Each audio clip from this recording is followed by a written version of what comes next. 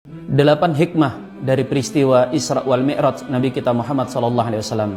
Yang pertama, untuk menunjukkan ayat-ayat kebesaran Allah. Dalam peristiwa ini Rasul SAW melalui beberapa peristiwa luar biasa yang kemudian dikisahkan atau dituturkan kepada umatnya, yaitu bertemunya beliau dengan arwah para nabi, kemudian melihat surga neraka, dan perjalanan Isra wal Mi'raj itu sendiri yang memang sangat luar biasa. Hal ini sebagaimana firman Allah Subhanahu wa taala, "Walaqad ra'a min ayati rabbihil kubra." Yang kedua, Isra wal Mi'raj menunjukkan kepada kita bagaimana keagungan syariat salat 5 waktu. Bila untuk memerintahkan syariat yang lain seperti puasa, haji, bahkan jihad, Allah Subhanahu wa taala cukup menurunkan ayat. Tetapi ketika Allah memerintahkan salat 5 waktu, Nabi kita sallallahu alaihi wasallam dipanggil langsung untuk mendapatkan mandat perintah tersebut. Yang ketiga, menanamkan sifat ittiba atau mengikuti Nabi kita sallallahu alaihi wasallam. Dari peristiwa Isra wal Mi'raj, kita belajar keimanan dari Sayyidina Abu Bakar Siddiq yang menerima seluruh informasi yang disampaikan oleh Nabi kita SAW, meskipun itu dalam tanda kutip tidak bisa diterima akal. Demikian juga dengan kabar-kabar yang lain seperti syariat sholat 5 waktu yang awalnya 50 waktu. Yang keempat, dipilihnya Masjid Al-Aqsa sebagai spot beliau di Isra Mi'rajkan oleh Allah Subhanahu wa taala tentu bukan tanpa maksud, untuk menunjukkan bahwa masjid ini memiliki kedudukan yang agung dalam syariat agama kita. Mengandung hikmah diantaranya agar umat Islam senantiasa memperhatikan dan menjaga kiblat pertamanya. Karena tanah suci kaum muslimin yang satu ini sepanjang sejarahnya tidak pernah lepas dari upaya musuh-musuh Islam untuk menjajah, menjarah, dan menodai kesuciannya. Yang kelima, peristiwa Isra wal Mi'raj menjadi ujian keimanan bagi manusia.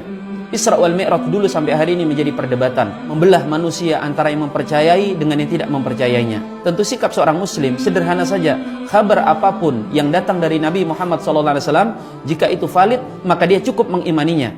Yang tidak bisa diterima akal oleh manusia bukan berarti mustahil terjadi, karena Isra wal Mi'raj itu bukan bicara tentang kemampuan makhluk, tetapi kekuasaan Sang Khalik yang memperjalankan hambanya dalam sebuah peristiwa yang luar biasa.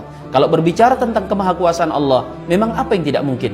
Yang keenam, peristiwa ini menunjukkan bagaimana kedudukan Nabi kita Muhammad SAW. Orang-orang ahli kitab menolak kenabian Nabi kita SAW, di antara sebabnya karena beliau tidak memiliki sangkut pautnya dengan negeri Syam atau bangsa Israel. Karena dalam keyakinan ahli kitab, seluruh Nabi dan Rasul itu dari Bani Israel. Jelas bagaimana kedudukan sang Nabi SAW. Bahkan dalam peristiwa ini, beliau kemudian mengimami seluruh para Nabi dan Rasul. Beliau bukan hanya bagian daripada para Nabi dan Rasul, beliau adalah imam dan pemimpinnya para Nabi dan Rasul. Selepas peristiwa tersebut, Rasul menyampaikan kepada ahlu kitab tentang bagaimana ciri-ciri Musa, ciri-ciri Isa, dan para Nabi khususnya dari Bani Israel, yang kala itu membuat orang-orang Yahudi tidak berkutik, karena apa yang diinfokan oleh Nabi SAW adalah seperti apa yang selama ini mereka ketahui tentang Nabi-Nabi mereka. Yang ketujuh, ayat tentang Isra wal Mi'raj menggunakan dan menyebut Nabi SAW dengan hamba. Subhanalladzi asra bi 'abdihi laila.